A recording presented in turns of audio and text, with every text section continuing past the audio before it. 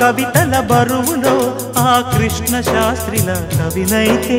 హాయి రెమ్మల కోయిలమ్మకు విరుల ఋతువు వికసించదా తుమ్మెదడగని మధువులే చెలిసాకి వలపులే చిలికిస్తే మాయ జగతికి ఏ కయామో మధుర కవిత వినిపించడా ఓ కావ్యమా తోటలో నవరస పోషణి గాలిగా నవ్విన పూలే మాలగా పూజకే సాధ్యమా తెలుపుమా అందమా నీ పేరేమిటి అందమా అందమా